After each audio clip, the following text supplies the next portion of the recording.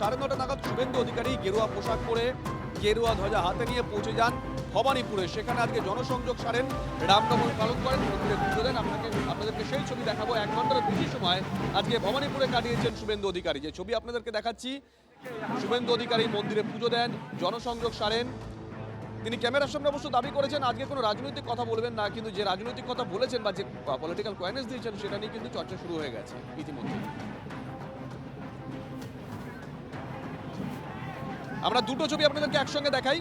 একদিকে শুভেন্দু অধিকারী, তিনি আজকে ভবানীপুরে সকাল সকাল পৌঁছে গেছিলেন, রামনবমীর মিছিল করেন, তার সঙ্গে সাধু সন্তরা ছিলেন, বিজেপি নেতাকর্মীরা ছিলেন। অন্যদিকে ফিরহাদ হাকিম, তিনি আজকে ভবানীপুরে অলিগলি চষে ফেলেন। মুখ্যমন্ত্রী মমতা বন্দ্যোপাধ্যায় যখন ভোট প্রচারে জেলায় জেলায় ঘুরছেন, জেলায় জেলায় চলে যাচ্ছেন, ঠিক সেই সময় ফিরহাদ হাকিম তার প্রতিনিধি হিসেবে একেবারে চেনা মাটিতে বাড়ি বাড়ি পৌঁছে যান, ডোর টু ডোর জনসংযোগ সারেন। হিন্দুদের মিছিল, সব সনাতনীদের মিছিল।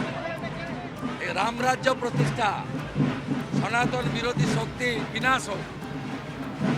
যারা মহাকুম্ভকে মৃত্যু কুম্ভ বলে, যারা রাম মন্দির প্রতিষ্ঠার দিন পার্ক সার্কাসে মিছিল করে, মানুষ তাদের বিনাশ চাইছে। ব্যক্তি এখানে কেউ নয়, সমষ্টির লড়াই।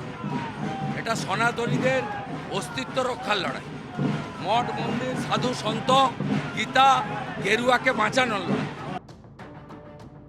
সবাই রামরাজ্য চায়, আর জিকর আর না, নারী সুরক্ষা চায়। জয় ভবানী, জয় শিবাজি। দেখে গেছে জনতা, হিন্দু বিরোধী, সনাতন বিরোধী, রাম বিরোধীদের বিনাশ হবে, আটকাতে পারবে না। কালকে রাত্রে বুঝিয়ে দিয়েছি, এই আলিপুর, ভবানীপুর, কালীঘাট, এই আইসিওসিরা সিপির ডাইরেকশনও মানে না। এরা শান্তনু সিনহা বিশ্বাসের ডাইরেকশন মানে। শান্তনু সিনহা বিশ্বাসকে গ্রেপ্তার করতে হবে, এটা আমাদের দাবি। আমরা সবাই হিন্দু, রামনবমী পালন করছি। মমতা ব্যানার্জি নামাজের টাইমটা মনে রাখেন, রামনবমীর দিন রাস্তায় থাকেন না।